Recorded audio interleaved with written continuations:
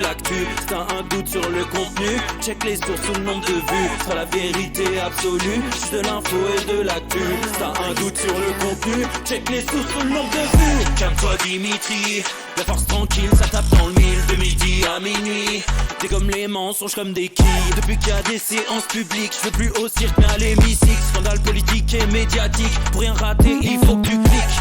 Mec c'est Rémi, le meilleur du pire en ligne de mire. Aucun parti pris, que des avis bien réfléchis. J'ai encore bourré comme un Polac, donc je pensais voir Laurent Ournac. Je crois que je suis toujours à côté de la plaque, mais en politique c'est qui est le crack.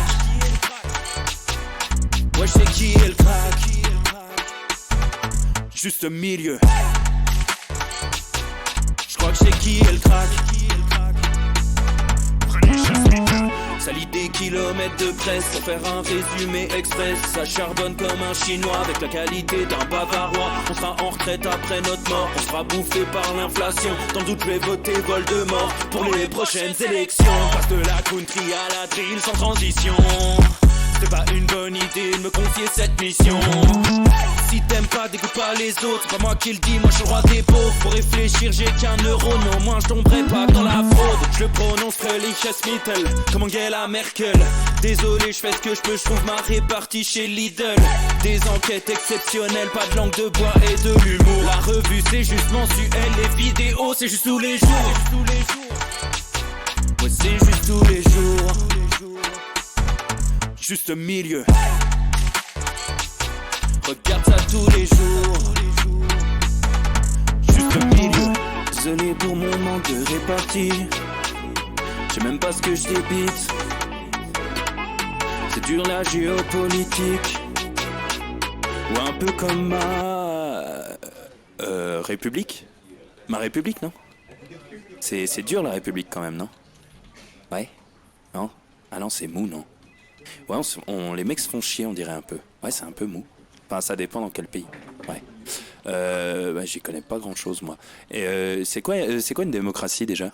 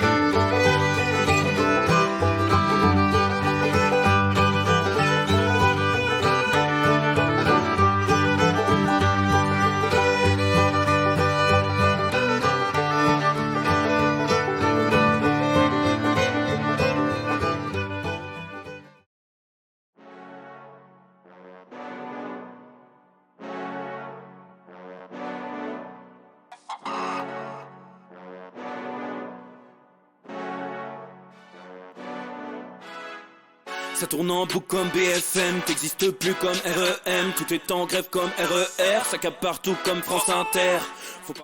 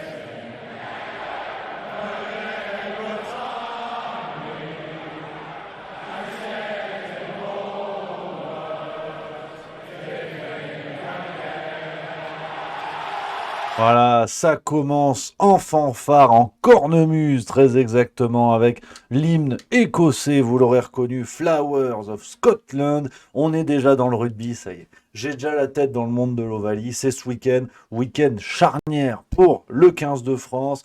Pourquoi l'Écosse? Tout simplement car l'Écosse peut taper nos amis irlandais, ce qui nous remettrait vraiment dans les clous pour aller chercher le tournoi. Donc ça y est, plus on se rapproche, plus je frétille d'excitation. Donc les amis, bonjour. C'est l'équivalent d'un bonjour scottish. J'espère que vous êtes en forme, j'espère que vous êtes au taquet parce que c'est mercredi. Mercredi, ça fait plaisir déjà. Parce que c'est quand même le meilleur chemin jusqu'au samedi et la tête dans la cuvette pour le week-end. Donc, faut passer par là. Faut passer par là.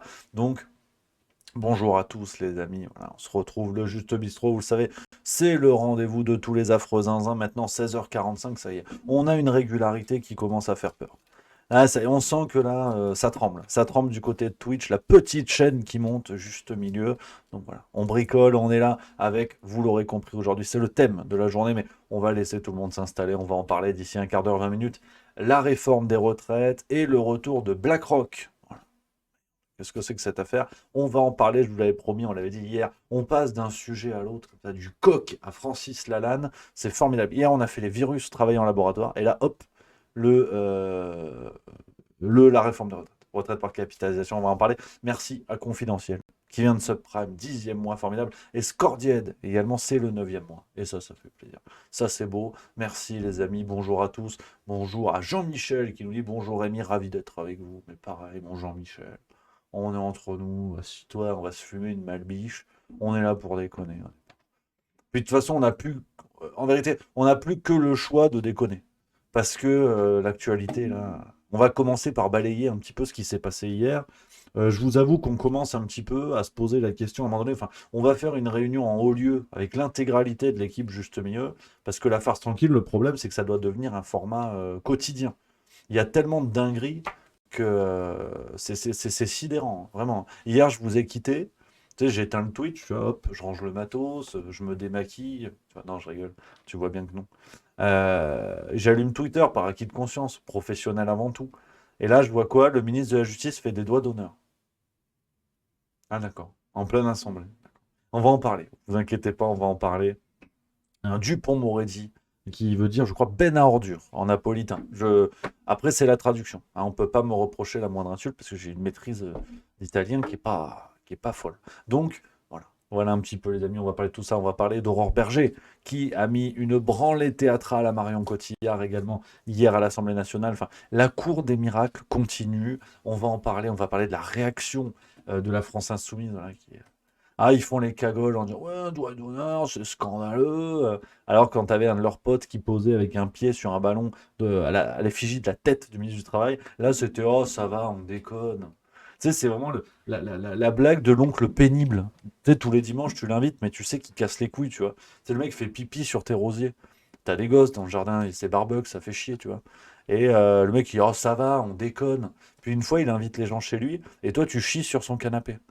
Et tu te dis, oh, mais ça va, on déconne. Et là, Jean-Louis, il dit, non, c'est pas drôle, ça fait pas rire, tu vois. Bah, la France Insoumise, c'est ça, en fait. C'est comme ça, faut faire avec. Donc, voilà, on va parler un petit peu de tout ça. On va parler de BlackRock. Forcément, c'est le gros sujet du jour, parce que c'est vrai que quand on voit ce qui a été rajouté hein, au Sénat, vous allez comprendre que je vous parle pas de BlackRock juste pour le plaisir. Herbert Léonard, excellente chanson, sur des paroles de Julien Lepers. Attention, on n'y pense pas assez. Eh oui, la chanson Pour le plaisir a été écrite par Julien Lepers. Non, mais c'est aussi la culture, justement. C'est la politique, c'est la grognonnerie et c'est la culture, avant tout. C'est la culture avant toute chose. D'ailleurs, on commence un petit peu à balayer. Installez-vous, les amis. Je vois tout le monde qui est là et ça fait plaisir. Ça fait plaisir de vous retrouver, les amis. Je vous l'avais promis, c'est fait. Ah, ça y est, c'est fait. Invitation à Louis Boyard. Ah, je compte sur vous parce que on a été malin, tu vois. On a écrit ça de manière maline. C'est sur Twitter.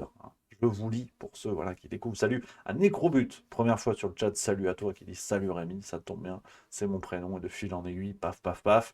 Tac, tac, badaboum. Et nous voilà ici. Cher Louis Boyard, Donc déjà, tu as vu, il y a une gravité. Il y a quand même quelque chose de sérieux. C'est-à-dire qu'on ne rit pas. Même pas la moindre trace de rictus. Nous souhaiterions vous recevoir en interview chez Juste Milieu. Objectif. Discuter avec vous, en apprendre davantage sur votre parcours et votre pensée politique. Oh. Invitation acceptée à partir de 100 retweets. Clin d'œil. Hashtag Boyard Challenge. On verra, hein. On est à 57. On a posté ça vers 14h48. Ça fait 2 heures. Donc je compte sur vous. Vraiment, là, il faut y aller parce que ce sera ma Légion d'honneur. Si Louis Boyard vient, déjà, bah, ce sera fair play, ce sera beau jeu. Et donc, il faut saluer le jet, quelle que soit l'issue du débat. Mais franchement, je serais content. Je serais content comme tout. Et puis, sincèrement, je suis curieux de savoir un petit peu passer du deal à l'Assemblée nationale. Déjà, bon, est-ce qu'il a vu la diff déjà? Et qu'est-ce que ça fait, quoi? Qu'est-ce que ça fait? Donc, euh, donc non, non, voilà, je compte sur vous pour retweeter un max les jeunes. Et puis on verra, hein. Si ça se fait, franchement. Après, peut-être qu'on finira copains comme cochons, hein. On sait pas, hein. Peut-être qu'un jour, on fera des barbecues ensemble. Et il me dira, t'as raison, j'ai merdé. Vas-y, fais-moi venir dans ta chaîne, je vais faire des tutos make-up, j'en sais rien, tu vois. Mais franchement, pourquoi pas, hein. Moi, j'aimerais bien. Franchement, j'aimerais bien. Il y a Hardiska qui dit, t'auras reçu un chroniqueur anounesque sur Juste Milieu, la classe. Bah, on a déjà eu Maître Divisio, hein, Fabrice Divisio, qui a eu un coup d'éclat grâce à Hanouna. Qu'on le veuille ou non, c'était ça. Alors bon, après, depuis, bon, c'est- voilà, ça s'essouffle un peu, mais bon, c'est comme ça, hein. Donc, non, non, non, non, j'aimerais bien. J'aimerais bien. Lux Talua 88 qui dit à quand une invitation à Julien Pain. Alors, tu sais, j'avais fait. Salut le Martin Blachier qui est là, ça fait longtemps qu'on l'avait pas vu, j'espère que ça va. Il y avait eu l'histoire Julien Pain et Béatrice Rosen. Vous savez, l'actrice, enfin, l'actrice qui avait bossé aux États-Unis, qui a fait des films et tout, qui est chez Hanouna aussi. Et il s'était engueulé avec Julien Pain. Il a dit ouais, Julien Pain lui a dit on va pas faire ami-ami par rapport à l'ami de Pain. Et elle a dit oui, on fait un débat dans les conditions du direct et tout ça. Il a dit non. Ce qu'il a dit, ça n'a pas d'intérêt. Parce qu'elle a redouté un montage de ses propos et tout. Alors, ce qui n'est pas une habitude de Julien Pain, attention, hein. Non, non, non, parce que oh là, je vois les rictus fleurir. Ça ne me plaît pas. Julien Pain, c'est pas son truc. Il fait des reportages carrés où il respecte la parole. Il y a des petits arrangements, mais c'est une question de gain de temps.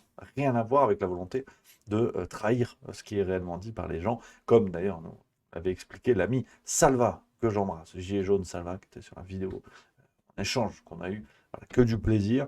Et donc, ouais, non, j'avais ça. Et puis moi, j'avais fait un petit tweet, tu vois, j'étais arrivé, tu sais, mais vraiment un chien dans un jeu de quilles, tu vois. J'étais arrivé, genre, sinon, on peut faire ça sur Juste Milieu. Non, personne ne m'a répondu. Ah non, non, non. Vraiment, on joue pas dans la même cour, j'ai l'impression.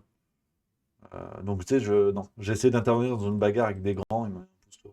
Pousse-toi, Minus. Ils m'ont dit. Ils ont pas rigolé, quoi. Donc, non, non. Non, Julien Pain, apparemment, c'est pas pour tout de suite. On verra ses miches. Les miches de pain. Et donc, voilà. Voilà un petit peu, hein, les propositions de débat. On verra un petit peu ce que ça va donner. Ça va donner, les amis, affaire à suivre un petit peu là-dessus. On va commencer à balayer gentiment l'actu. Là, on en a jusqu'à 18h. Moi, je vous le dis, hein. On en a jusqu'à 18h parce qu'après, je vais vous laisser savourer la farce tranquille. Moi, il faut que je me sauve. Ah, je suis crevé. Je sais pas pourquoi. Mercredi, j'aime pas. Je suis fatigué. Fatigué. Donc, je vais pas rentrer tard pour être en forme demain parce que la fin de semaine, vous vous rendez pas compte. C'est le Paris-Dakar de la bière pression. Ça va commencer de manière énervée dès vendredi soir, hein, échauffement oblige. Et après samedi, dimanche, là, j'ai prévenu mon pote, au bar à 13h. Match 15h15. Déjà, le Pays de Galles, Italie, ouais, ils sont beaucoup plus sur le terrain, non? Déjà, ça va commencer à envoyer. 69 goûts, qui dit un point de vue sur le ciné d'hier. Alors, je vais être très clair, je suis pas allé. Non. Non, non, non, Madame Milieu, elle m'a entraîné dans ce qu'on appelle un guet-apens. Alors, c'est pas homophobe. Attention, hein, j'ai pas dit, je parle pas d'un homosexuel violent. Non, un guet-apens, un piège. Un piège. On allait dans un bar et toi, elle me dit oui, la séance à 20h30. on prend un verre avant. Je dis, tu veux pas plutôt un verre à vin? Elle m'a dit, arrête ou t'es célibataire. J'ai dit, bon, d'accord, on va prendre un verre avant, du coup. On a pris un verre avant. Puis après, elle m'a dit, oui, finalement, tu vois, en tant que fan du 7e art, Steven Spielberg, qu'il aille se faire enculer. J'ai dit, oula, j'ai attends, oh, quand même, c'est vulgaire ça. Et elle a dit, ouais, mais bon, Fablesman, d'accord, mais la semaine prochaine. J'ai dit, bon, d'accord, fais comme ça. Fais comme ça, puis de fil en aiguille, on a retrouvé des amis dans un bar. On s'est rappelé le bon temps, on s'est rappelé les Renault 12, on s'est rappelé le Larzac, on s'est rappelé ses baignades en maillot de bain, dans les rivières, à se jeter des poignées de terre. C'était bien. Donc non, puis voilà, puis finalement je suis rentré à peu près bourré. Ouais, ouais, classique quoi. À peu près, à peu près. Ce qui ne m'a pas empêché de manger une formidable boîte de harengs en rentrant. J'adore ça. Des poissons en conserve, j'adore ça. Alors j'imagine que vous n'êtes pas venu pour ça. Vous êtes plutôt venu Black Rock, l'actualité, mais j'ai le droit quand même de partager mes aspirations gustatives. Et j'aime bien les poissons en conserve, j'adore ça. Le thon, c'est bon. Maquereau, délicieux. Hareng, très bon. Les boîtes de poule, je n'en parle. Je mange le métal avec. Ah non, c'est formidable ça. Je sais pas s'il y a des amateurs de choses comme ça, mais c'est formidable. Mais c'est vrai que la boîte de hareng à minuit 30, faut se l'envoyer quand même, hein. En regardant Caméra Café, je suis pas sûr que ce soit quand même la meilleure formulation. Mais bon, non, non, faut essayer, hein, tu sais. Si tu n'aimes pas, n'en dégoûte pas les autres. C'est quand même un leitmotiv, hein. Donc, on est là-dessus. Euh, Donc, l'actualité, parce que c'est comme ça. Au départ, on est là pour ça. Je peux pas non plus. Il y a une promesse, il y a un engagement, il y a un service clientèle. Je suis quand même obligé de faire ça. Oui. Ouais, je l'ai mis. J'ai cliqué, j'ai vu, t'as vu, hop, ça c'est. Il y a une maîtrise technique. Là, on y est en plein dedans. Alors, qu'est-ce qui s'est passé hier? Alors, on va commencer avec Aurore Berger, je vous l'ai dit, pareil, elle est gentiment, attention, j'ai pas dit que c'était le cas encore. Elle est gentiment en train d'intégrer mon Hall of Fame des personnalités politiques que je déteste. Il y en a que je n'apprécie pas, il y en a que je déteste. Et c'est ad vitam aeternam. Genre, c'est à vie, comme on dit en latin. D'ailleurs, ce matin, un latin a tué un chasseur, si jamais vous avez des nouvelles. Et je peux plus la blairer. Ça y est, c'est officiel. Parce que la dame s'est mise en tête, avec son projet de loi à la con, de pousser l'inéligibilité des élus condamnés pour violence conjugale. Attention, violence conjugale. Parce que dans son parti, il y en a, ils sont condamnés pour plein de choses, plein de trucs différents. C'est vraiment pour violence conjugale. Par contre, Damien Abad, le Jurassic Park qui drogue des meufs pour les violer, ça c'est bon. Parce que comme ils sont pas en couple, il peut les violer et y rester dans le groupe A. Présomption d'innocence naturellement. Mais ça c'est bon. Ça va. Ça, y a pas de problème. Emmanuel Pellerin, c'est Pellerin ou Pelletier? J'arrive jamais. Ça. Lui, il m'énerve. C'est Pelle quoi? C'est Pellerin. C'est Pelletier? C'est Pellerin. C'est Pellerin. Emmanuel Pellerin. Je l'appelle Emmanuel Pelletier. Je n'ai aucune idée pourquoi. Emmanuel Pellerin qui prend de la cocaïne, ça c'est bon. Parce que, bon, hein, disons que ça dénote pas, hein. Euh, Vegan dans une assemblée Europe Écologie Les Verts, si tu veux, c'est cohérent. Bon, bah, cocaïnomane chez Renaissance, hein, t'as pas besoin de te présenter quand t'arrives. Et donc là, elle a dit, c'est vraiment violence conjugale. Alors c'est vrai qu'en face, beaucoup lui ont dit, oh, ce serait pas un petit peu de l'opportunisme politique? Elle a chialé. Elle a chialé. Mais vraiment la chialerie nauséabonde. La chialerie où effectivement tu dis, tiens, ça ressemble quand même à quelque chose d'un petit peu prévu, tu vois. Parce que, enfin, je vous l'ai dit, pour moi, Aurore Berger, une phrase la résume, c'est qu'elle a réussi à prouver que les femmes politiques pouvaient aussi être des connards. Et ça, c'est important. Et pour l'égalité homme-femme, elle a fait un grand pas. Elle a montré que la saloperie n'était pas le monopole des hommes en politique. Et c'est bon, en termes d'égalité homme-femme, c'est pas mal. Et voilà le sketch qu'elle nous a servi hier à l'Assemblée. Merci. Merde, j'ai pas S'il de vous son. plaît. Oh, c'était bien pourtant. C'était bien. Ah. J'ai pas de son du tout, vous avez du son? Merci. S'il vous plaît. Ah si, j'ai du son, c'est bon.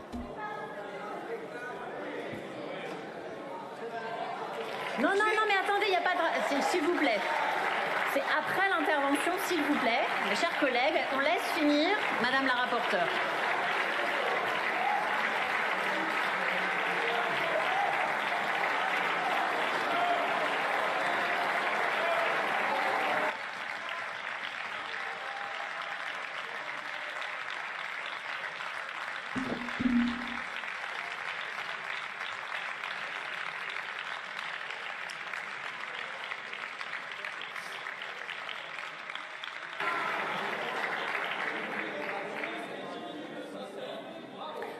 Chers collègues, ça suffit, s'il vous plaît.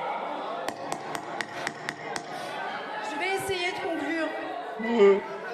Et en vérité, vous m'obligez à conclure de cette manière-là. Et ce que vous faites, c'est indigne. Vous ne savez pas. Je n'accepte pas. Et je n'ai pas accepté. Oui, c'est vrai. Je n'ai pas accepté. Aucune femme dans cet hémicycle n'a accepté les procès en opportunisme politique sur la question des violences. Aucune femme. Par contre, les hommes, c'est bon. Aucune femme.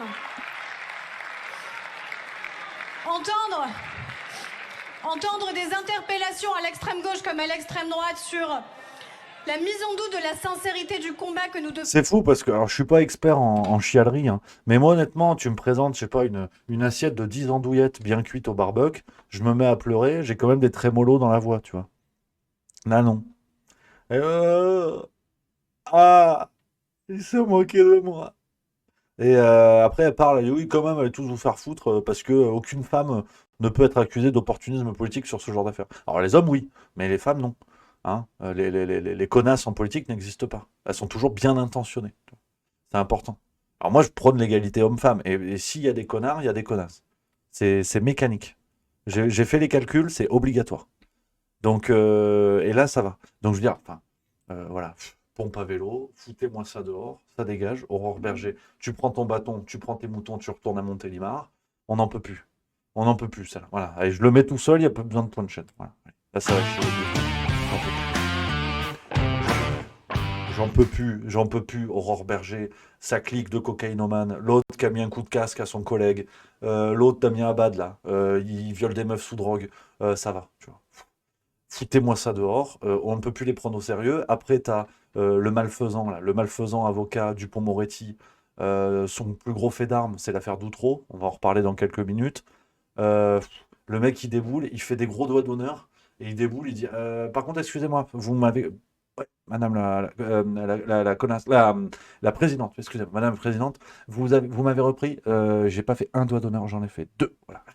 Juste pour être exact. Mais non, voilà, oui, je vous emmerde parce que c'est un peu. Faut que j'aille prendre de la. Oui, allez, j'ai un rail qui m'attend. Le train, voilà, c'est ça. Allez, bonne soirée. On n'en peut plus. Ce ramassis d'escrocs, ce ramassis d'ordures, et pas tous, naturellement. Je mets pas tout le monde dans le même panier. Je suis pas Tony Parker, mais que ça suffit quand même. Mais ça suffit parce que la Renaissance, ça commence de plus en plus à ressembler à Fleury-Mérogis, le bazar. Là. Parce que t'as que des zouaves dans cette équipe. Tout le monde s'encule, t'en as qui prennent de la cocaïne, l'autre elle se prend pour Marion Cotillard, ah, chialé, ils sont moqués de moi. Ça dégage. Allez, du vent, tout ça en prison, tous ceux qui sont mis en examen déjà, ça filoche. Allez, les leçons de morale, quand les mains, c'est-à-dire que c'est pas que t'as plus les mains propres, c'est qu'elles sont en permanence rangées dans ton rectum, donc c'est-à-dire qu'au bout d'un moment, ça dégage, tu vois. Dupond-Moretti qui fait des leçons de morale, c'est Polanski qui lutte contre la pédocriminalité. Tu dis, t'as des gens, le combat, ça va pas. Ça colle pas, c'est pas possible. Donc ça dégage. Tu vois, ou Pierre Ménès qui te vante les mérites d'un régime, tu vois. Allez, ça dégage. Donc on n'en peut plus, en fait. On n'en peut plus de Renaissance. Ces connards et ces connasses, égalité femmes-hommes, c'est bon. Ça va. L'autre, elle fait un sketch, c'est ridicule. Avec sa pauvre proposition de loi, elle en a rien à branler des violences conjugales, mais c'est complètement dingue. Elle en a rien à foutre dans des dimensions qu'on ne mesure même pas. Elle fait une loi par simple opportunisme sur l'affaire Quatennens. C'est vrai que le micro, la gueule de micro, là, avec sa coiffure de micro, lui aussi, ça dégage, parce qu'il ne faut vraiment pas avoir de face pour faire partie d'un parti politique dont la plupart dont le combat idéologique repose quand même sur la lutte contre les violences conjugales. Tu mets des torgnoles à ta femme et tu déboules en disant oui, bon, ça va, hein, en même temps, le steak était mal cuit. Non, mais tu vas te faire enculer aussi, ça dégage. On n'en peut plus de tous ces gens-là. On n'en peut plus, je veux dire, mais toute proportion gardée. Je veux dire, tout pareil, tu vois, de tous les côtés. Pareil, le mec de Fournas, je veux dire, tu te mets à éructer dans l'Assemblée nationale et qui retourne en Afrique. Mais mec, t'es pas au bistrot. D'ailleurs, même au bistrot, ils font pas ça. Donc pareil, tout ça, ça dégage en fait. Dès que tu as le moindre fait qui vient entraver l'exemplarité nécessaire d'un député et d'un élu de la République, pour moi, ça dégage. Et tu mets des nouveaux, tu mets des gens bien qui déboulent avec une petite chemise, ou un jean, ou un string, ou rien à foutre, et ils déboulent, et ils font leur boulot. Et dès qu'ils font de la merde, ils dégagent. Le dealer de shit, là, Louis Boyard, pareil, tu me fous ça loin. Direction Livry-Gargan. Tu le mets en bas des tours, il fait guetteur. Et là, on va rigoler. Là. Quand il va se retrouver avec des vrais dealers de shit, qui vont se foutre de sa gueule parce qu'ils vont te prendre pour un blanc-bec. Louis Boyard, t'es une pompe à vélo. En fait. Tu fais même pas gardien de bowling, donc dégage. Allez, ça dégage. Foutez-moi-le en bas des tours. Là, il va dealer du shit, là, on va rigoler. Ça dégage. Tous ceux qui ont un casier judiciaire avec quelque chose dedans, prenez le bus, direction Casablanca. Allez, ça part en vacances, faites ce que vous voulez. Ça filoche. On n'en peut plus, tous ces gars. On n'en peut plus. Et ils viennent tous là faire des leçons de morale, faire leur théâtre à la con. Et derrière, ça se tape dans le dos à la buvette, à grands coups de coupe de champagne, à la tienne, à la mienne. Qui a de la coke, c'est pour un copain, et en avant, tu vois. Donc au bout d'un moment, on en a plein le cul. Et tout ça est gaguesque du début à la fin. Au Sénat, ça va encore. Je vais vous montrer une séquence, et ce monsieur, je veux lui tirer un très grand coup de chapeau, parce qu'il y a un ramassis d'ordures, mais fort heureusement, on a des élus qui portent leurs responsabilités, qui incarnent ce qu'on doit avoir. C'est pour ça qu'on peut s'énerver face aux imbéciles, aux crétins qu'il y a dans l'Assemblée nationale, au Sénat et compagnie, mais on doit aussi saluer ceux qui font bien le job. Et loin de moi l'idée de faire du tous pourri. Je suis remonté bien sûr contre ceux que vous connaissez, mais il y en a plein d'autres qui font vraiment leur boulot, et j'aimerais saluer, c'est dans la farce tranquille de ce soir, mais je vous le montre quand même, parce que vaut mieux plutôt deux fois qu'une. Ça, c'est les cornichons qu'une. Ça, j'aime bien, les cornichons aussi. Je vais vous montrer, il est où ce monsieur. Bougez pas. Oh merde. Si, je relis mon script, hein. C'est pas comme si je l'avais tourné ce matin, mais j'arrive. Hein. Surtout, parler entre vous, ça va me détendre, parce que là, c'est vrai que je suis monté plein gaz. Mais j'en peux plus, en fait. C'est où? Mais je suis con. Ah oui, voilà c'est là. Le sénateur de Guadeloupe, en plus, nos amis guadeloupéens, Victorin Lurel. Et je vous mets son intervention en entier au Sénat, parce que ça fait plaisir, et il y a encore de l'espoir, et ça fait du bien. Merci à Inader qui vient de subprime, c'est le 2e mois. Merci beaucoup, c'est magnifique. Je vous mets la séquence, et grand coup de chapeau à ce sénateur qui porte haut ce qu'on doit et ce qu'on peut attendre de la part de nos élus. Nous allons donc proposer la suppression de 5 régimes spéciaux. Les Français nous regardent. Croyez-vous que nous allons garder notre crédibilité? Et croyez-moi, je ne fais pas dans la provocation. Que nous supprimons un régime tout à fait spécial, très spécial, qui est celui du Sénat, qui est un régime autonome. Mais pour les Français, spécial, autonome, tout ça, c'est la même chose.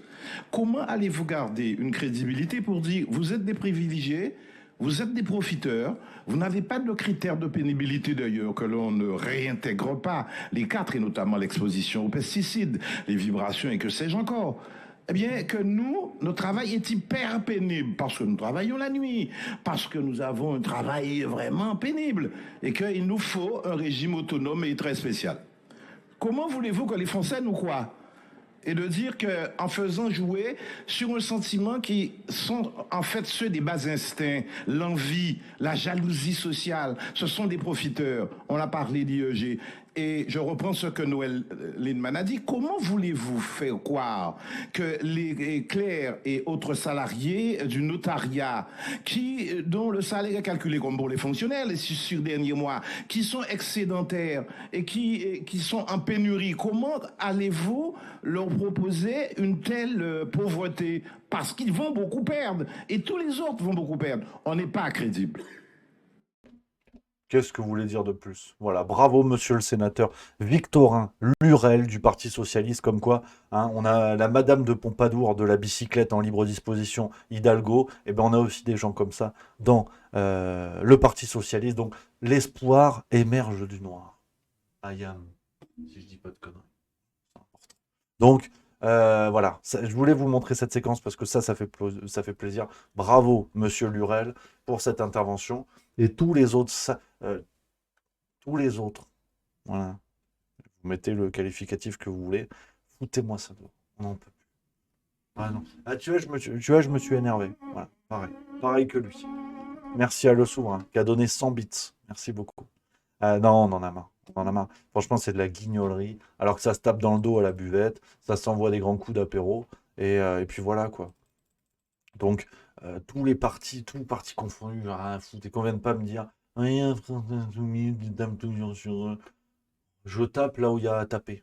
C'est comme, tu sais, le jeu avec les taupes, là. T'as un marteau, t'as les taupes qui sortent la tête, et je tape. C'est pas ma faute si les taupes, elles ont souvent la gueule de Louis Boyard. Je suis pour rien. Et c'est vrai que même indépendamment du jeu, il y a un truc. Mais ça va, quoi. C'est bon, ça suffit. Les procès en anti-France Insoumise, non. Il y en a Clémence Guettet, c'est une dame que j'applaudis régulièrement. Typiquement, dans la farce tranquille, ce soir, vous allez voir. Voilà, ça fait le job, ça réfléchit, ça n'a pas besoin de faire la cagole sur les réseaux sociaux pour faire passer le message et les réflexions. Voilà, c'est ce qu'on aime. C'est tout. Oh. Ouais, je prends un peu les messages dans le chat, je me suis emballé. Non, mais je le reconnais, je le reconnais. Anarchy08 qui dit profitez-en, c'est peut-être le dernier socialiste du PS, ça c'est pas impossible non plus. Sam66 77 999, Rémi, tu as vu le discours du député Les Républicains sur les condamnations des membres En Marche qui montre l'exemple de probité? Absolument, c'est Olivier Marleix, celui d'ailleurs à qui étaient destinés les doigts d'honneur de l'autre gland du Pont-Moretti, on va en parler aussi. Merci à Karim CHU de Pierre qui vient d'offrir un sub à Turob 59 TTV. Merci mon Karim, que j'embrasse, merci beaucoup. Olivier Marleix qui a fait cette intervention. Il faut que je vous la retrouve. Alors, il y en a peut-être deux, j'ai l'impression. Voilà, c'est celle-là d'intervention. Je ne l'ai pas regardée encore, je vous avoue, je ne l'ai pas encore regardée, donc on se la regarde ensemble. Votre majorité aurait gagné, je crois, à s'offrir une séance d'introspection sur le thème que celui qui n'a jamais péché lui jette la première pierre. Il faut dire que vous avez de quoi faire en la matière. Je vous rafraîchis la mémoire. 11 condamnations dans la majorité, dont celle de violence envers une ex-compagne, avec refus du bureau de l'Assemblée nationale de lever l'immunité parlementaire du député concerné, et un autre condamné pour harcèlement sexuel envers une collaboratrice.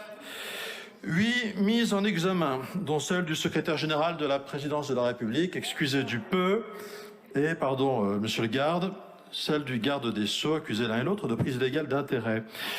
12 enquêtes en cours, dont une concerne le ministre du Travail pour favoritisme. 13, et oui, 13, mises en examen pour un seul homme, champion de France, toute catégorie, du nombre de mises en examen, accusé notamment de fraude fiscale, emploi fictif, financement illicite de dépenses électorales, cet homme qui n'est autre que le conseiller politique du président de la République.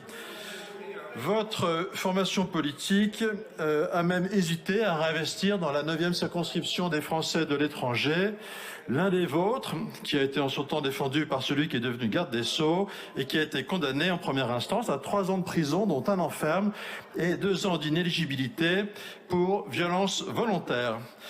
Mais qu'est donc devenu ce candidat à l'élection présidentielle qui, en 2017, déclarait qu'un ministre devrait quitter le gouvernement s'il était mis en examen? Le président Macron, au contraire, aura, contrairement à tous ses prédécesseurs, renoncé à cette exigence éthique. C'est clair, le bilan est dressé, la table est dressée. Alors, oui, ça fait plaisir d'entendre ça. Maintenant, de toute façon, je suis grognon aujourd'hui. Donc ça va distribuer les salades de phalange, j'en ai plus rien à cirer.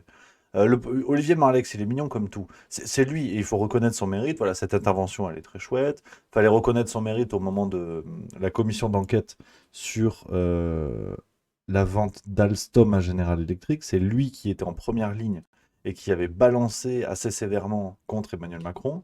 Mais le problème, c'est que jouer au cador et sortir les dossiers de temps à autre, d'accord, mais faire caca culotte quand faut assumer, non, en fait.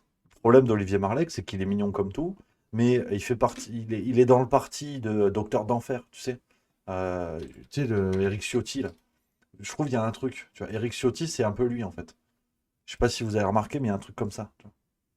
Docteur d'Enfer, en fait. C'est lui.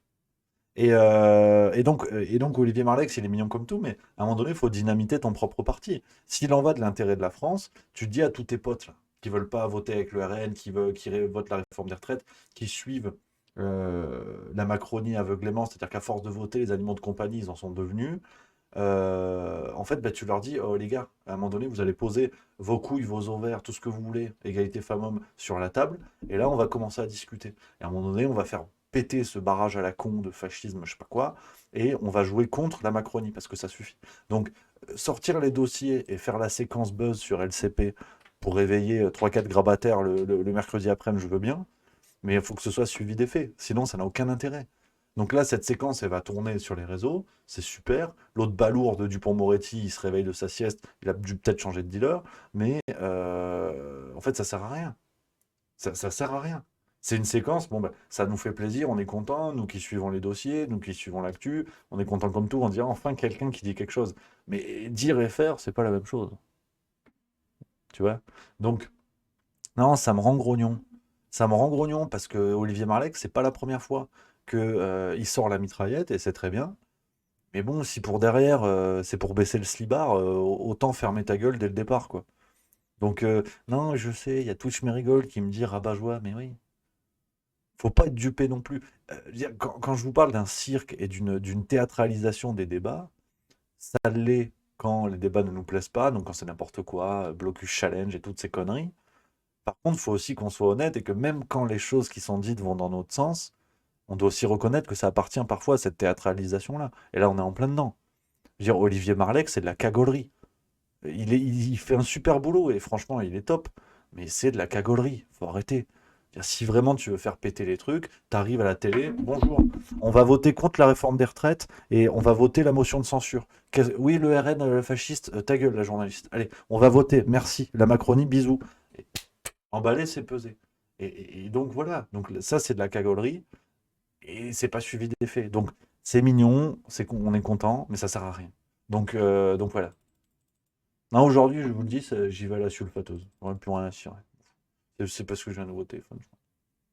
Vous avez vu? Ouais. Bon, il n'y a personne là, mais. Donc, voilà. Il y a Red Gab. Red Gab qui s'en va et j'aimerais qu'on le salue tous parce que le motif est très important. Il a pétanque. Je vous laisse pétanque. Ça, c'est important. Merci Red Gab. À très bientôt. Merci beaucoup. Donc ouais, Loulou de 84-84 qui dit en fait c'est devenu une télé-réalité l'Assemblée, effectivement. Non mais enfin là, c'est compliqué de penser autre chose, quoi. Franchement, c'est... Enfin, et je dis ça à moitié en rigolant, mais je veux dire maintenant, qu'est-ce qui va nous choquer à l'Assemblée? Il y a des doigts d'honneur, il y a des insultes, il y en a un qui fait des mots croisés. C'est quoi la prochaine étape, tu vois? On surprend 2 députés en plein tournage, Jackie et Michel. Enfin, et encore que tu auras Aurore Berger, si c'est des députés Renaissance, qui viendra nous dire oui, alors excusez-nous, parce que dans notre parti, il y a quand même beaucoup d'unité. Les députés s'entendent très bien. Alors, pardonnez-leur de vouloir augmenter la démographie française. Ça suffit de taper à bras raccourcis sur nous. Et si vous n'êtes pas content, je pleure. Non, en fait, non. Mais sincèrement, ça peut arriver. Hein. Tu sais plus où on en est. L'autre, là, Louis Boyard, il a cru que l'Assemblée nationale, c'était le parc Astérix. Tu sais, tu fais son jeu, puis tu peux gagner des places pour visiter l'Assemblée. Mais en fait, qu'est-ce qui se passe, Louis Boyard? Non, ça va pas, tu vois. Et on en vient à Jabba le Hutt, j'ai nommé Éric Dupond-Moretti, qui, lui, a fait des doigts d'honneur. Parce que, alors, pour vous donner les éléments de contexte, vous avez la petite photo, c'est celle-là. Doigt d'honneur, techniquement. C'est bien exécuté, c'est technique. Hein. Lui, alors le contexte, c'est Olivier Marleix, une fois de plus, qui s'en prend à Jabba le Hutt et qui lui dit oui, quand même, les affaires qui vous concernent. Et il lui en met une petite, je crois que c'était. Attendez, je vais vous la retrouver. Bougez pas, surtout ne bougez pas. Je crois que c'est à ce moment-là, sur cette séquence-là, il me semble. Je crois que, avant de quitter notre hémicycle pour une réunion de travail avec un de vos confrères membres du gouvernement, M. le garde des Sceaux, je crois que je parlais d'exemplarité, de l'exemplarité à laquelle étaient tenus les responsables politiques à l'égard des Français. Et je ne sais pas si ça fait partie du bon exemple que vous essayez de donner, mais je pense que faire un bras d'honneur pour un membre du gouvernement Deux, pardon. Deux selon votre aveu. De la part d'un membre. Ah, ça c'était après. Ça c'était après le truc. Bon, bref, pour vous donner le contexte, Olivier Marleix reprenait Dupond-Moretti sur la question d'exemplarité déjà à ce moment-là. Donc à cause de la mise en examen de Dupond-Moretti. Et ce à quoi Dupond-Moretti a fait 2 doigts d'honneur en disant oui. Enfin, je vous donne l'explication en fait, parce que c'est vrai que. Moi, j'arrive pas à faire des vannes de ce niveau-là, hein, je vous le dis. Hein. Tu vois, regarde. Tac. Il n'y a pas un bras d'honneur, il y en a 2, mais accompagnés de paroles à chaque fois, qui sont... Voilà. Même la présidente d'Assemblée dit mais qu'est-ce qu'il a, Jabba il a pété les plombs ou quoi? Enfin, monsieur le ministre, de quoi vous parlez exactement? Vous avez fait 2 bras d'honneur, c'est ce que vous êtes en train de dire à l'Assemblée? Assemblée? Bon, alors, c'est vrai que oui. Ça c'est petit montage sympa, c'est vrai que le taulier aimait bien le d'honneur. Ah, il n'y a pas toute la séquence, c'est fâcheux. Ça continue là. Alors oui, je vous demande effectivement de J'ai préciser vos propos parce que si c'est le cas, ça n'est absolument pas admissible. Alors je vous laisse finir vos propos. Vous n'avez pas à faire des bras d'honneur dans l'enceinte de l'Assemblée nationale, monsieur le ministre. La présidente d'Assemblée, en fait, elle est surveillante d'une classe d'élèves difficiles. Je sais. Mais enfin, monsieur Darmanin, vous n'avez pas montré votre zizi à vos collègues. On est à l'Assemblée. Rangez votre zigounette, monsieur Darmanin. Oh, qu'est-ce qu'il fait, lui? Mais il fait la tour Eiffel avec ses crottes de nez. Monsieur Dupond-Moretti, oh, on se réveille, là.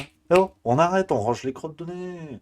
C'est pas vrai, ça. Monsieur Boyard, les joints, les ouinges dans l'Assemblée, monsieur Boyard. Ça fait quand même 3 fois, ce mois-ci, monsieur Boyard. Hein? Que vous ayez un petit stand en haut dans l'Assemblée pour vendre votre shit, il n'y a pas de problème. Mais quand même, monsieur Boyard, il y a des détecteurs de fumée. On peut pas faire ce qu'on veut, monsieur Boyard. Oh, monsieur Abad, oh, il touche le cul de sa collègue. Monsieur, oh, intouchable. Arrête. Oh, on est à table. Il y a des gens qui regardent. Tu remets la jupe. Tu feras ça plus tard. Oh, c'est pas vrai, ça. Monsieur Ciotti, mais arrêtez de sucer vos collègues à l'REM, monsieur Ciotti. C'est pas... Oui, ça lustre le crâne, j'entends bien. Mais, monsieur Ciotti, ça fait déjà 3 mois que vous faites ça. Vous pouvez arrêter à un moment donné. Vous voyez votre dentiste, il y pense à la mâchoire. Non, mais, c'est pas vrai. Non, mais c'est... Vous rigolez, mais quand ça arrivera, vous me direz bravo, Rémi. T'avais tout compris. Et c'est pas tous les jours qu'on me dit ça. Non, mais c'est vrai. Au bout d'un moment... Vous, ça vous fait rire, mais c'est pas drôle. Moi, toute la journée, je fais ça. J'ouvre les journaux, c'est ça. Encore ça fait beaucoup maintenant. C'est quand même, faut faire attention. Donc, non, quand même, vous, ça vous fait marrer, moi, ça me fait pas marrer. J'essaie de faire des blagues, mais on n'en est pas loin. On n'en est pas loin. Donc, non, attention. Attention quand même à tout ça. Donc, voilà, Dupond-Moretti qui a fait ses doigts d'honneur. Et puis... ça va, sanction, ça va. Parce qu'au départ, alors ça c'est la lettre politico de ce matin, lettre d'info politique, qui a souvent des bons petits scoops, qui a révélé que au départ, Dupond-Moretti, il a fait le grognon, il a dit non, je n'aurais pas musculé. Et c'est la Yael Braun-Pivet, présidente de l'Assemblée nationale, qui est allée le voir et qui a dit bon, Eric, ça fait mauvais genre parce que quand même, il doit d'honneur. Et il allait s'excuser. Parce que la chef lui a dit, bon, allez, de toute façon, t'as pas d'honneur, un peu plus, un peu moins, ça changera pas grand-chose. Et il est allé s'excuser. Mais il a fallu quand même la pression, tu vois.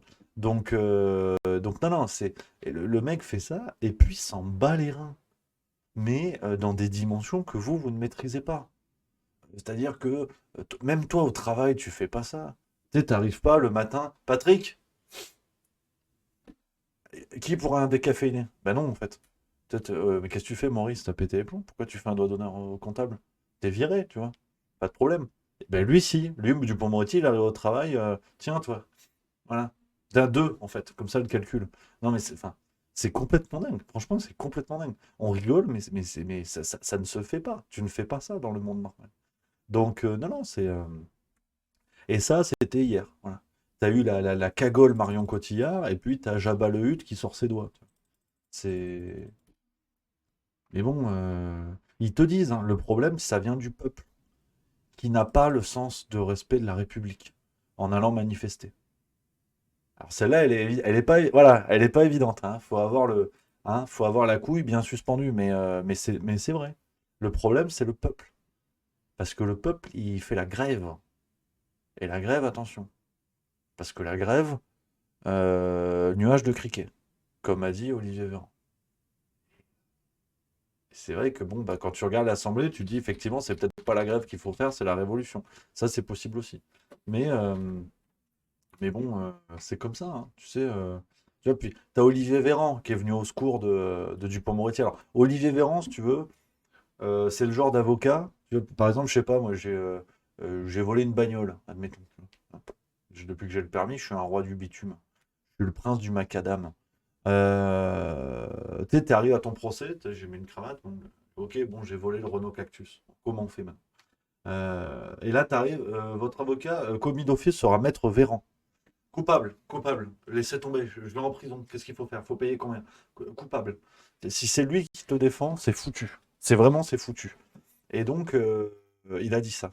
Évidemment, on ne doit pas faire de bras d'honneur dans l'hémicycle, que le ministre a très clairement expliqué, et il s'en est excusé, que ces gestes ne visaient pas un député en particulier, mais qu'ils étaient accompagnés de paroles qu'il a prononcées, qui ne s'entendaient pas dans le micro, mais qui ont été entendues par les députés autour de lui, où il disait que c'était un bras d'honneur à la présomption d'innocence, Voilà. suite à l'intervention d'un parlementaire qui, manifestement, ne laissait pas une frontière entre la présomption d'innocence et la culpabilité. Voilà. Et c'est vrai que la précision est précieuse.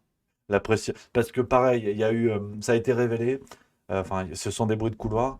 Il aurait dit nique ta grand-mère, mais il parlait de grand-mère café. Voilà, la marque de café, donc ça n'a absolument rien à voir. Il ne visait personne en l'occurrence. Et c'est vrai que si t'as pas la précision, toi tu te dis juste, tiens, qui sont ces élus du peuple qui se comportent comme des racailles, qui s'insultent entre elles et qui jouent de l'argent public pour faire leurs conneries, tu vois. Toi tu te dis ça, mais et là Olivier Véran il arrive et il te donne les explications. Et il dit en fait, il a dit ça à la cantonade, comme ça, une sorte d'inspiration divine, tu vois. Ah, il a fait le doigt, mais il y avait les paroles, il y avait le contexte. Ah. Et par contre, quand Thomas Porte pose avec la tête sur un ballon, ça c'est 1789, oui. Et Grégoire de Fournas, quand il dit retourne en Afrique, vous entendez la conjugaison, et c'est dramatique. Et il faut l'exclure de l'Assemblée. Oui. Et là, des doigts d'honneur, x2, ça va. Oui. Parce qu'il y a le contexte. D'accord. Non, mais c'est pas évident. C'est aussi pour ça que. Ah, on n'est pas au chômage encore chez Juste Milieu, je préfère vous le dire. À ce rythme-là, on va recruter, hein. On va faire du Twitch 24/24. On va se relayer. Tiens, apparemment, Aurore Berger a cagué dans le Sénat. Merde. Breaking news. Et BFM TV qui a interviewé la crotte. Formidable. Vous avez compris. Donc, non, on est bien. On est bien. On est très très bien. Tout se passe bien. Tout se passe pour le mieux. Et là, je vous parle de ce qui s'est passé hier entre 16h et 19h en fait. Donc, là aujourd'hui, ça va. Ça va à peu près. Bon, mis à part la cocaïne qui devient légale au Canada. Ouais. Alors, sans transition, hein. Enfin, si, sans transition, oui et non. Euh, Ouais, ouais. Ouais, je sais pas si vous avez vu passer ça, hein, je vais vous montrer. Il y a un article des Échos, hein, qu'on a parlé. Les Échos, les Échos, les Échos. Sur la cocaïne. Enfin, t'as compris, quoi. Je vais vous montrer ça. Sur les Échos, on en parlait ou attends. C'est peut-être un autre d'ailleurs. C'est peut-être un autre. Attends, ne bougez pas. J'ai vu ça ce matin. Enfin, j'avais vu il y a quelques jours, mais j'avais fait un petit. Ouais, bon, c'est pas grave, c'est un article du Figaro. On prend quand même. Canada, des entreprises obtiennent une licence pour vendre de la cocaïne. Je vais vous le lire parce que c'est vrai que c'est pas évident, hein, quand on te dit ça.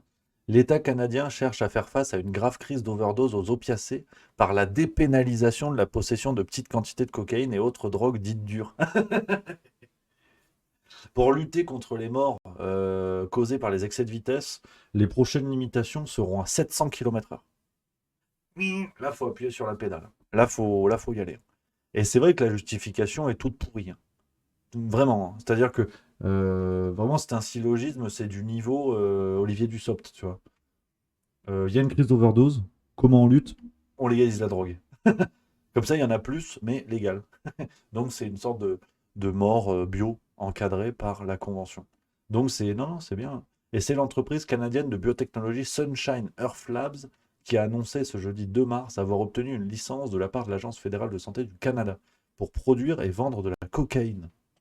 L'accord de licence intervient après un changement radical des positions de l'État qui cherche à faire face à une grave crise d'overdose aux opiacés, ayant fait des milliers de morts par la dépénalisation de la possession de petites quantités de cocaïne, d'héroïne et autres drogues dites dures.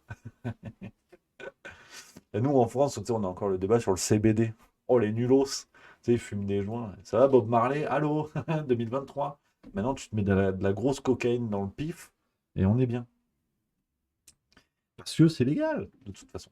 Et c'est vrai que si on est sérieux 30 secondes, ce qui peut arriver, hein, euh, c'est quand même plus simple de maîtriser un peuple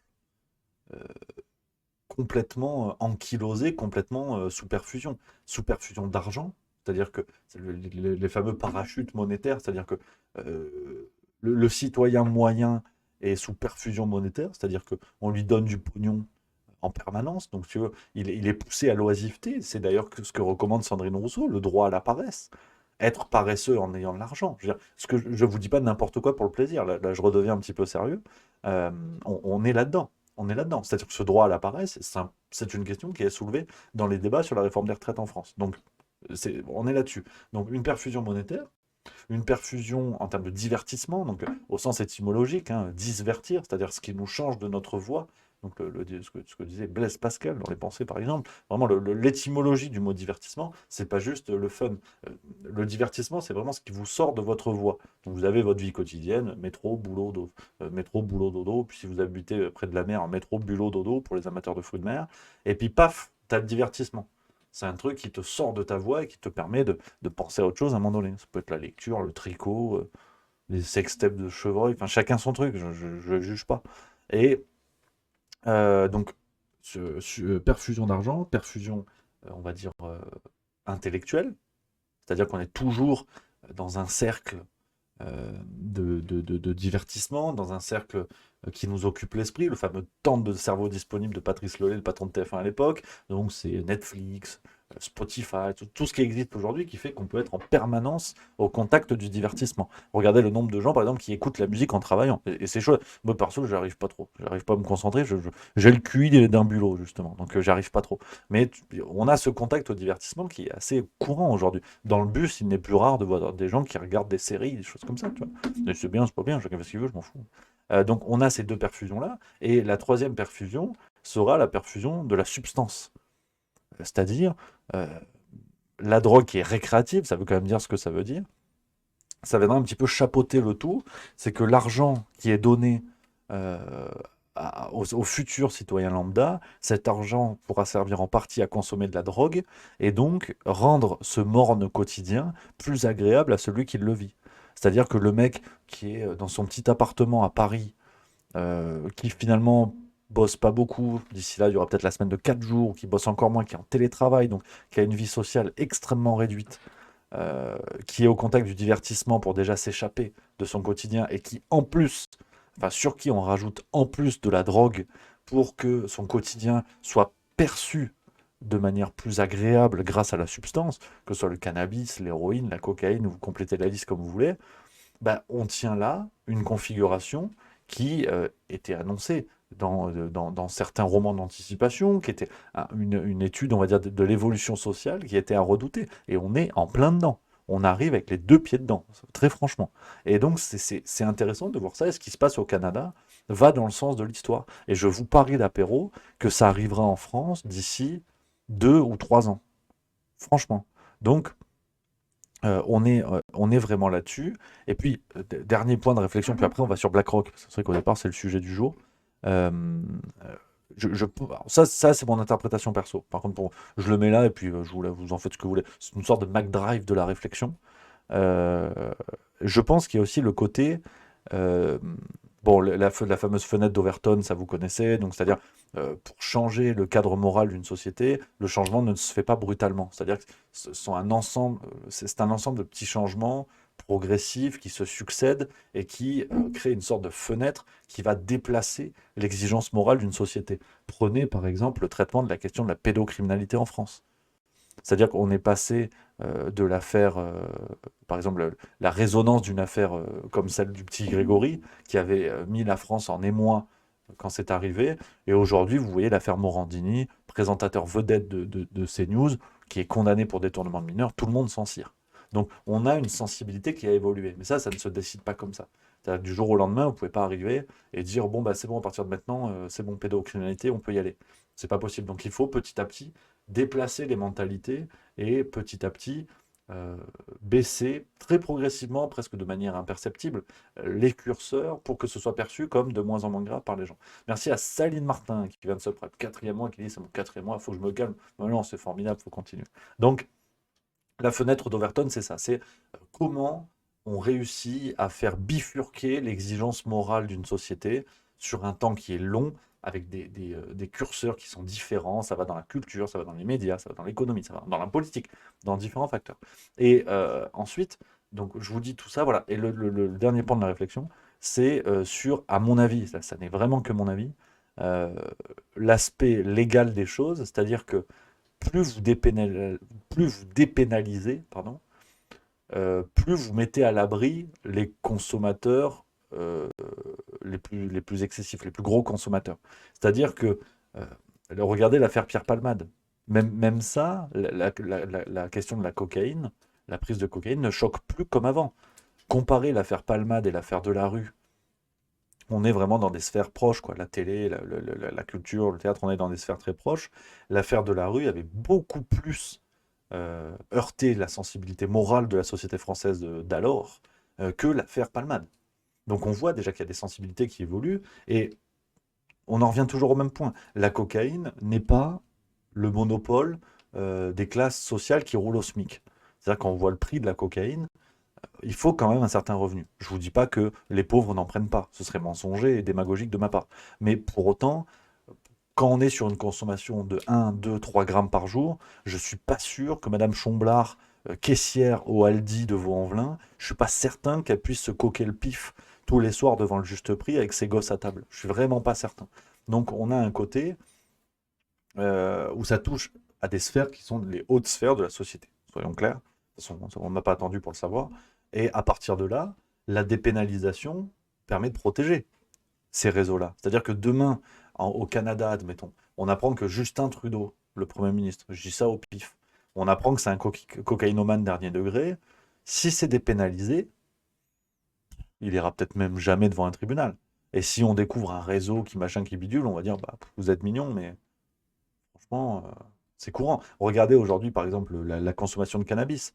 Depuis mai 68 en France, par exemple, c'est une consommation, non pas qui est tolérée, mais le mec qui fume son joint à la terrasse d'un bar, aujourd'hui, c'est pas non plus Robin des Bois, tu vois. C'est pas le révolutionnaire du moment. Donc, on voit bien que tout ça, à mon avis, il y a aussi cet aspect-là. C'est-à-dire que la dépénalisation est un moyen de protection.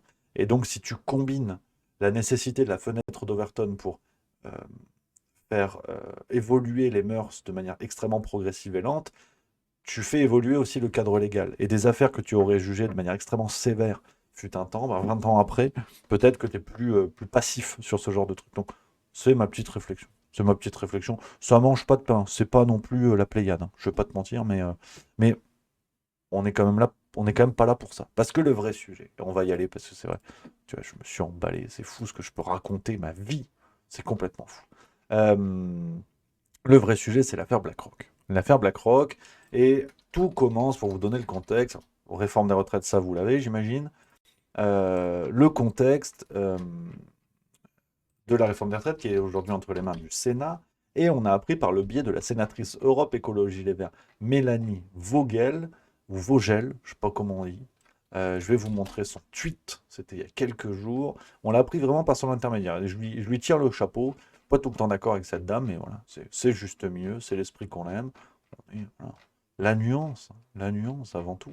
Avant tout, je te retrouve le tweet, bouge pas, il est là, c'est celui-ci. C'était le 5 mars, et Mélanie Vogel nous a partagé une photo d'un article additionnel qui a été rajouté par les sénateurs au moment de l'étude du texte de la réforme des retraites,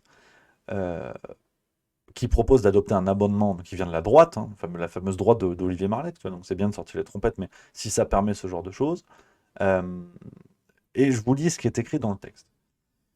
Il y a un rapport qui a été publié, il fait référence au rapport. Il étudie les modalités d'instauration d'un nouveau régime social applicable à des cotisations versées à un régime obligatoire d'assurance vieillesse par capitalisation, destiné aux salariés et aux indépendants, qui seraient intégrés dans le système des retraites. Donc, pour la première fois, c'est vrai que jusqu'à présent, ça avait été peu évoqué, pour la première fois, on a l'évocation du fait que la réforme des retraites ne serait finalement qu'une sorte de première étape avant, euh, avant l'instauration d'une retraite par capitalisation à l'américaine, ce qui réjouirait forcément les fonds de pension. Parce que la retraite par capitalisation fait peur, mais si ce sont des fonds souverains, c'est-à-dire un fonds français qui permet de capitaliser l'argent de nos retraités et d'investir par exemple sur les entreprises françaises, sur des choses comme ça a tout de suite un autre visage. Mais c'est tout de suite intéressant. Au Qatar, par exemple, c'est ce qui se passe. Il y a plusieurs pays qui ont ce genre de... Il est con, Axiom. Il est con. J'ai bouffé des pâtes carbo. Il est con. Euh, euh, Il y a d'autres pays qui ont des fonds souverains comme ça. Et c'est intéressant. C'est vraiment intéressant. Sauf que c'est fou parce que en Macronie, tu as toujours un hic. Toujours un hic. Le problème, c'est qu'il faut remonter un petit peu l'actu. Ça, là, l'inspecteur milieu était au rendez-vous parce que vous vous en rappelez peut-être ou pas. Il faut se rappeler ce qui s'était passé en janvier 2020. Enfin, janvier 2020, on n'était pas loin du compte. Je vous lis un article de Marianne. Et le chapeau, vous allez comprendre. Ça s'appelle « Mais pourquoi BlackRock est-il aussi puissant en Macronie ?» Alors BlackRock, pour vous donner le contexte, c'est le plus gros fonds de pension américain. On parle vraiment de plusieurs milliers de milliards de dollars d'investissement, je crois plusieurs centaines de milliards de dollars d'investissement. C'est le plus gros fonds de pension américain qui a investi dans la moitié des entreprises du CAC 40 en France. Enfin, on n'imagine pas. On n'imagine pas la puissance de ce fonds de pension. Et ce fonds de pension est géré par un certain Larry Fink qui, c'est fou, est en relation avec Emmanuel Macron. Tu vois, voilà, c'est 6500 milliards de dollars. Tu vois, j'ai été bon. Il y a le chiffre là. Et donc, pour vous donner un petit peu le contexte, le rôle de la société américaine BlackRock dans l'élaboration de la réforme des retraites alimente tous les fantasmes. Là, on parle de la réforme des retraites en France déjà à ce moment-là.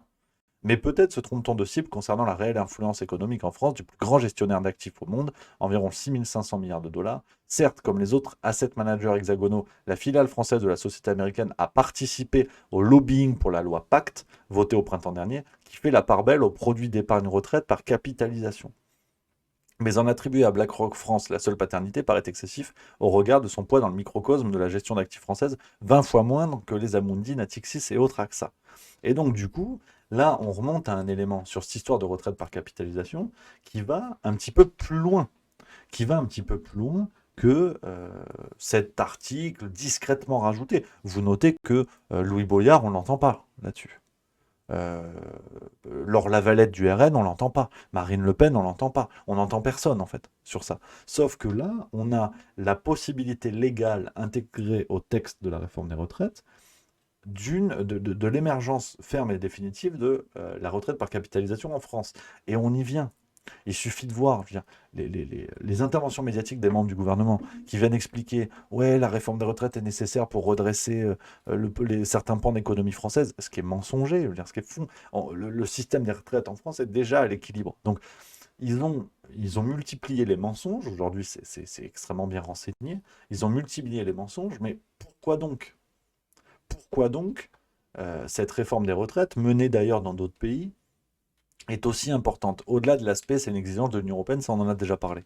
Mais est-ce qu'on peut se poser la question? Alerte Julien Pain, c'est une question, je n'en sais rien. Attention, voilà, c'est important. Est-ce qu'on peut se poser la question du pourquoi l'Union européenne pousse tant, l'Union européenne, vaisseau amiral des États-Unis en Europe, c'est-à-dire une sorte de bras télescopique des États-Unis en Europe, c'est pas une découverte non plus, maintenant. Est-ce qu'on peut imaginer que l'Union européenne pousse pour ces réformes des retraites, avec à terme l'objectif clair d'une instauration massive de la logique de retraite par capitalisation dans différents pays d'Europe, notamment les plus riches, en vue de faciliter, de créer un pont-levis pour faire passer les fonds d'investissement américains, les fonds de pension américains, notamment BlackRock. Dire, quand on voit comment ont été négociées les conditions sur le Covid-19, quand on voit tout ce genre d'affaires, où les Américains sont assez souvent les gagnants, enfin, les Allemands ou les Américains, c'est pareil. Malheureusement, on est en droit de se poser ces questions. Et on voit en fait que il y a des relations entre le pouvoir et BlackRock qui ne datent pas d'hier, qui datent d'il y a quelques années. Libération également avait fait un papier, et là c'est Check News. Donc là c'est officiel. Là c'est Check News. Et eux ils te disent la vérité. Et le chapeau nous explique les représentants du plus grand fonds d'investissement au monde, très intéressés par la loi Pacte et la réforme des retraites, ont déjà rencontré à plusieurs reprises le président de la République, mais aussi Jean-Paul Delevoye, le haut commissaire aux retraites. Le lobby dont fait partie BlackRock en France, l'AFG, a également multiplié les actions d'influence sur la loi Pacte auprès des dirigeants français. Et on ose parler de souverainisme dans cette question de la réforme des retraites. Donc, on n'est pas sérieux. On marche sur la tête et, bien sûr, vous connaissez juste mieux.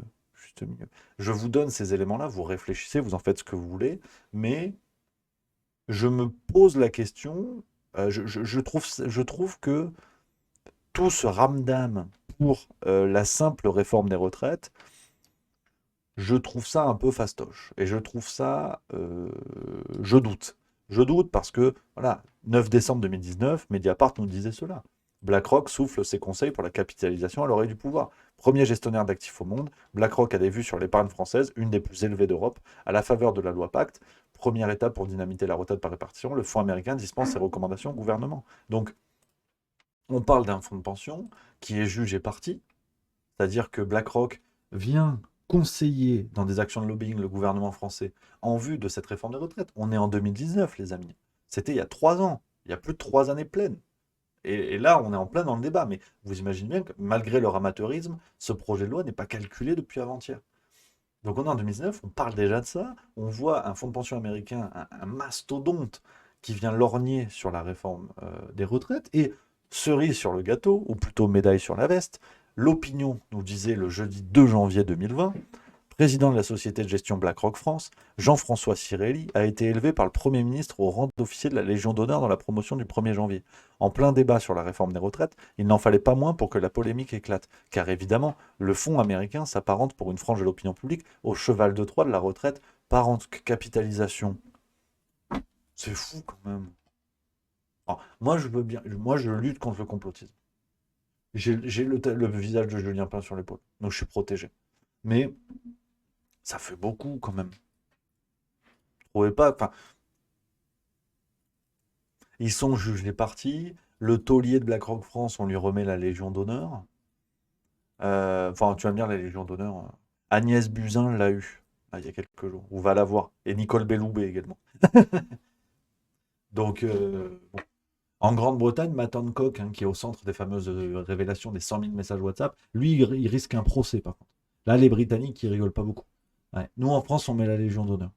C'est fou, parce que dans le cadre de la réforme des retraites, justement, on a des membres du gouvernement qui nous disent « Mais en fait, 64 ans, vous savez, c'est pas beaucoup, parce que si vous regardez les autres pays voisins, certains sont à 67. » Donc, on prend je refais mes lacets, je suis pas en train de me toucher. On prend l'exemple des pays voisins quand ça nous va bien. Parce que, tu vois, tu as des pays voisins aussi, quand un ministre est mis en examen, qui plus est celui de la justice, il démissionne sur le champ. Ça s'appelle l'honneur. Ça, non. Là, on prend pas l'exemple des voisins. C'est marrant. Non, mais c'est rigolo. C'est rigolo. Donc voilà un petit peu ce que je voulais vous dire sur BlackRock. Alors, c'est du branchement d'infos, qu'on soit bien d'accord. Je ne suis pas en train de conclure et vous dire que c'est BlackRock qui pilote la réforme des retraites. Ça, ce serait une bêtise, pour le coup. Ce serait aller vite en besogne. Comme d'habitude, avec Juste Milieu, je vous donne les éléments, les sources, vous avez vu, l'Opinion, Libération, Marianne, on est sur des journaux tout à fait reconnus. Et on a une filiation d'informations qui semble quand même suspecte, avec des liens d'intérêt qui, dans un cadre complètement différent et, on va dire, plus terre à terre, poserait problème. C'est-à-dire que demain, votre garagiste veut vous vendre une bagnole, il te fait un prix, toi tu le crois, et t'apprends qu'en fait, c'est la bagnole d'occasion de son beau-fils. Tu te dis, merde, t'as pas confiance, tu doutes. Et en France, on te dit, attention au complotisme. Voilà, faut faire gaffe à pas tirer trop vite de conclusions. Donc, moi, je vous donne les éléments, faites ce que vous voulez. Et c'est vrai que ce serpent de mer revient par l'intermédiaire du Sénat qui qui a dit il faut intégrer le petit article, mais ni vu ni connu, hein. Tu noteras que c'est pas que c'est timide, c'est que c'est vraiment timide. Et ils ont dit c'est bon. Ils ont dit c'est bon. Euh, voilà, ça passe en toute discrétion et heureusement qu'on a Mélanie Vogel, hein, sénatrice Europe Écologie Les Verts, pour mettre ça en lumière. Donc voilà les amis sur BlackRock. Je sais pas dans le chat, hein, n'hésitez pas à réagir, dire ce que vous en pensez. Voilà ce que je voulais vous dire, vous donner un petit peu des éléments, vous donner du biscuit dans mon lit. Comme biscuit. Oh, il m'a donné faim le cancre avec ses pâtes carbo. J'ai faim. T'as faim toi aussi? Je vais peut-être en faire, mais je vais en faire aussi. Ça va être incroyable. El Padre Remi. C'est italien, Remi. Si, si. Si, si. Au singulier, c'est Remo. D'ailleurs, il y a une course en mon honneur. Milan sans Remo. Yes. Non, c'est vrai, hein. Ça vous fait rire, mais... Donc voilà, Rémus et Romulus, absolument, les fondateurs de Rome, qui tétaient la louve. Ça doit être quelque chose, quand même, le lait de louve, hein. Je suis pas sûr que ce soit une bonne idée, mais non, c'est vrai, hein. Donc voilà un petit peu, les amis, hein, je vois dans le chat, hein. Il y a Arniance qui dit « Tout est inversé, je préfère le salé ». Oui, moi aussi. Très bonne vanne du Martin Blachier. Édouard a Rémi les couverts. C'est drôle. Incroyable. Excellent. Là, on se fend la gueule. Ishigo Bankai 38, donc pas avec toi, sans Remo. Yes, ça c'est gagné. 20K 91 des justes carbo au dîner. Bien joué. Ça c'est très bien joué. Non, vous êtes en très grande forme. Ça fait plaisir. Il y a Coco Larry qui est énervé, par contre. Il dit des enculés nos dirigeants. Ouais, c'est la liberté d'expression. Moi je milite. Alors, c'est un gros mot, je suis d'accord. Mais Milan sans gros mots. Merci à Quentin Zorc.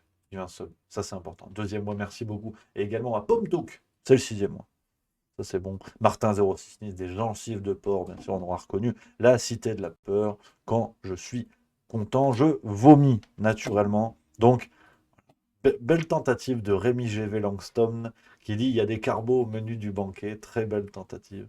Tu n'en sauras pas plus. C'est comme ça. Bon, rendez-vous là en fin de semaine. Ah, on approche. Hein. Tic-tac, tic-tac. Ça y est, on y est.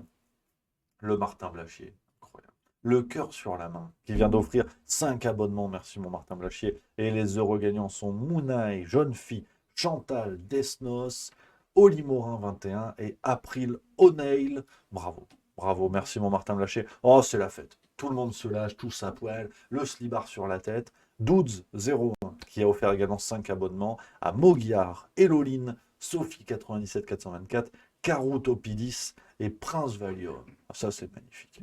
C'est vraiment, c'est l'esprit juste milieu.